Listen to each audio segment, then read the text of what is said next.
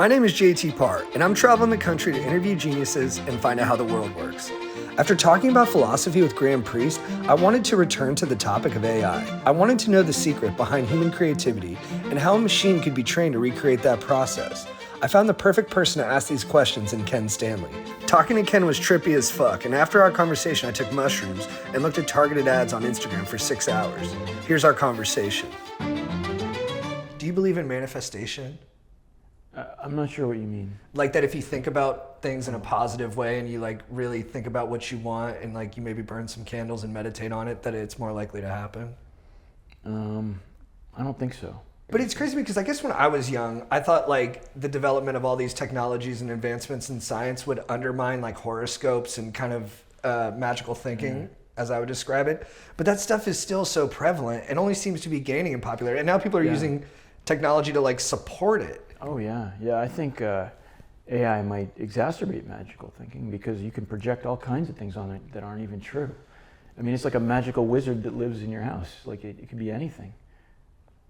Damn. I'm in entertainment. I do pranks. What's the timeline on AI being able to do the job of a writer without us being able to tell the difference? I think like truly replacing you is pretty far off because that means not just like the jokes, but your embodiment and like your way of expressing yourself as a person and a human being. That's going to be a while. Like if some visual avatar could replace you entirely, but nothing is completely out of the question.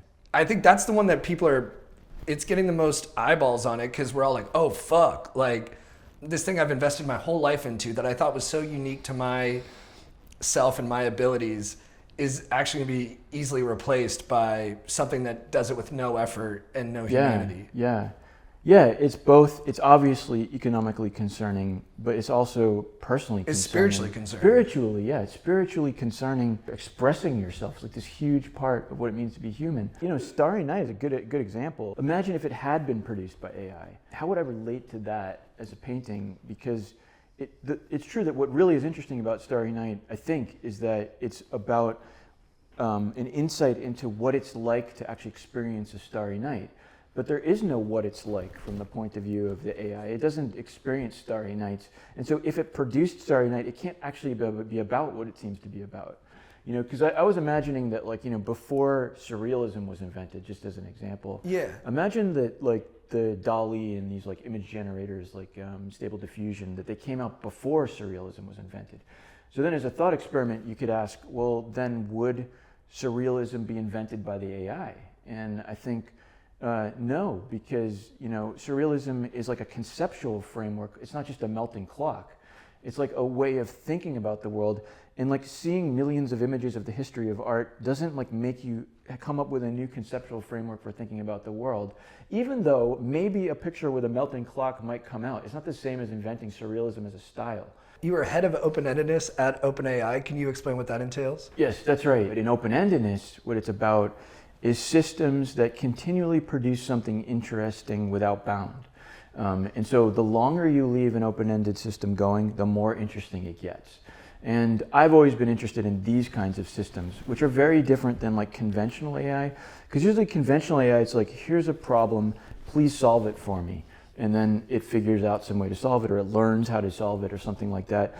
Whereas open-ended system, there's not a problem or an objective that it's trying to solve. Rather, it's just trying to generate interesting stuff without any bound.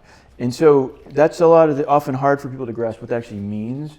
And so, like, to give a concrete example of an open-ended system, civilization is one. Like civilization, which is very grandiose, but if you think about it, it starts with like some very basic inventions like a wheel, and now we have space stations and computers. And so that process of just like generating stuff and then generating stuff based on the stuff we generated before is a giant open-ended explosion of inventions. And so that kind of system is, I think, necessary to capture if we want real human level intelligence, because guess what? Humans created civilization. So it's part of what makes us human is that we're open-ended, and it's like maybe one of the most important parts, and it's not captured by these just objective driven kind of analytic systems. So it's like a missing ingredient.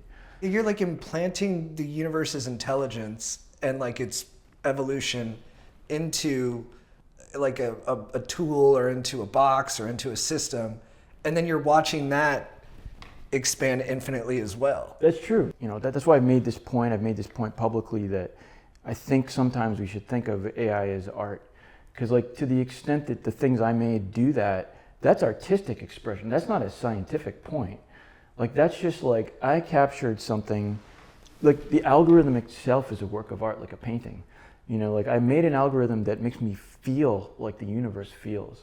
And so, you know, most people don't think of algorithms as things that you get feelings out of, but like that to some extent is why I did it, because I really just wanted to capture the feeling, just like, you know, Starry Night captured a feeling of a starry night in a way. Yeah, it's beautiful. You're putting the essence of the universe into something else that will, like, you were birthed by the universe, and then you're kind of birthing this new thing that will expand into the universe. Yeah. And then that could expand. Right. And it's almost cooler than art because it's not fixed. Like, it just keeps going. That's true. It's like the difference between that and art is that it actually does do that thing. It's like the Starry Night isn't actually a Starry Night, but this actually is an open-ended system.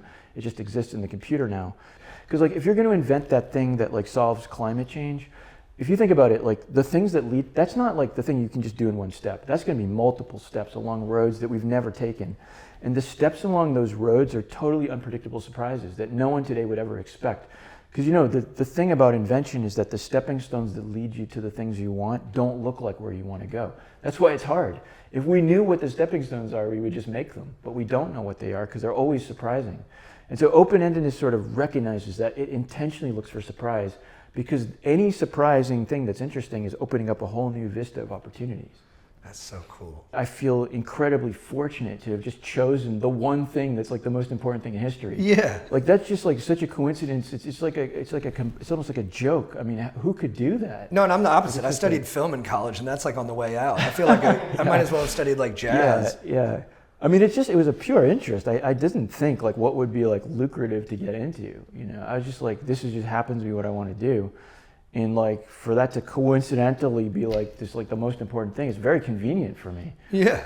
So I do feel grateful, but I'm also feeling worried. I mean, like I said, it's just like, I don't really want to be involved in stuff that like would be like a moral hazard for the rest of humanity. Like, that just makes me, I wasn't thinking about that. Like, that didn't seem on the radar. Yeah, and I guess it's just scary because our most recent example is social media, and we watch how quickly that corrupted us, and how much it's confused us and taken us to like kind of a miserable place. Yeah. And I think we're just like, okay, now we're just going to do it on a bigger level with this next thing.